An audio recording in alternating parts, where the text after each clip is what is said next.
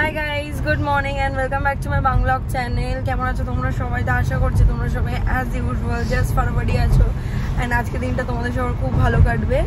তো আজকে মহালয়ার প্রত্যেক বছরের সকাল সকাল বেরোই, যদিও এবছরের সকাল সকাল বেরোনো হয়নি, এখন 8টা বাজে। তো আমরা একটু বেরোলাম, চা ফা খাবো, টুকটাক ঠাকুরের ফুল টুল নেবো, তারপরে বাড়ি গিয়ে রান্নাবান্না কমপ্লিট করে আবার বেরোতে হবে।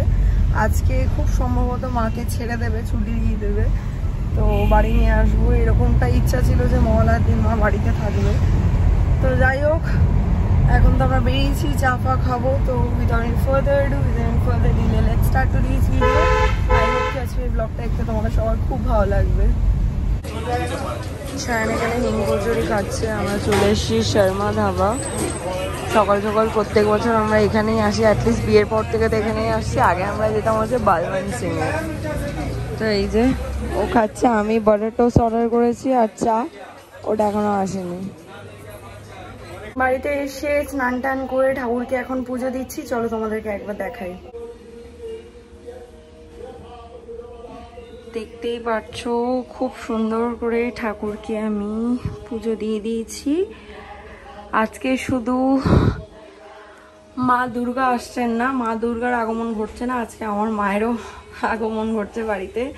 তো এই বছর মহালয়াটা তো একটু তো খারাপ লেগেছে, বিকজ মা যেহেতু বাড়িতে নেই।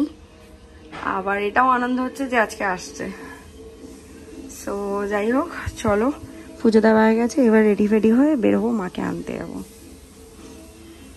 চলে এসছি নার্সিংহোমে, মাকে রিলিজ করাবো। তার আগে এখন এক্সরেতে পাঠিয়েছে, তারপর লাঞ্চ করবে, তারপর ছাড়বে। তো যাই হোক, চলো এবার উপরে যাই। চলে এসছি মাকে নিয়ে বাড়িতে। আর কি বলবো, এখানে ঢোকার মুখে এই যে দেখতে পাচ্ছ, এখানটা জল পড়ে রয়েছে, বৃষ্টি, এখানটা শ্যাওলাটা দেখতেই পাচ্ছ। মাকে তো অ্যাম্বুলেন্সে নিয়ে আসা হয়েছে, তো স্ট্রেচারে করে নামানো হচ্ছিল। একদিকটা শায়ন ধরেছিল, একদিকটা বাবা, আর মধ্যিখানটায় হচ্ছে ড্রাইভার ধরেছিল। কি বলবো, এত খারাপ সময় আছে, বাবা বিচ্ছিরি ভাবে ওখানটা স্লিপ খেয়ে পড়লো। হ্যাঁ, আবার স্ট্রেচারও ছাড়তে পারছে না, কারণ মায়ের পা নাড়াতে না করেছে, ওই অবস্থায় ধরে পড়ে গিয়ে কোমরের অবস্থা খারাপ।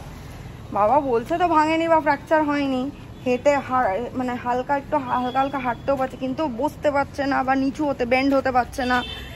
ভীষণ মানে খারাপ অবস্থা, কি বলবো। ভাবা, এই জাস্ট মানে মাকে নিয়ে ঢুকলাম আর বাবা, কিছু বলার নেই। যাই হোক, চলে এসছি বাড়ি, মায়ের জন্য ওষুধ নিয়ে এসছি আর বাবার জন্য একটা মলম নিয়ে গেলাম ব্যথার।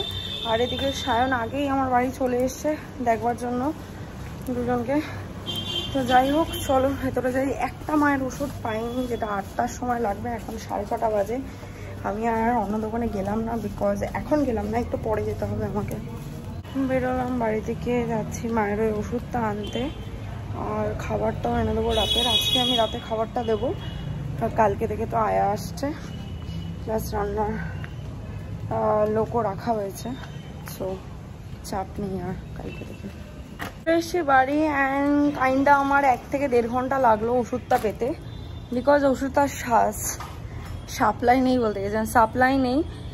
আমি লিটারালি 10-12টা দোকান দেখেছি, কোথাও নেই। লাস্ট একটা দোকানে পেলাম, সেখানেও 10টার স্ট্রিপ আর কি, 10টা ট্যাবলেটের।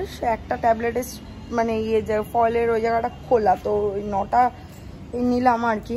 বাট মায়ের এটা 3 মাস লাগবে, আর বলছে এই ওষুধটা নাকি সাপ্লাই নেই। সো আমি শায়নকে ফোন করলাম, ও বেরিয়েছে, এক জায়গায় গেছে, তো ও ওখানে খুঁজে দেখলো 3 পাতা পেয়েছে। সো আমি ওকে বললাম তুই 3 পাতায় তুলে নে, কারণ ওষুধটা সাপ্লাই নেই। তো ফাইনালি পেয়ে গেছি, তারপর সোজা ফ্ল্যাটে গেলাম, খাবারটা নিলাম, এই যে এবার ঢুকছি বাড়ি।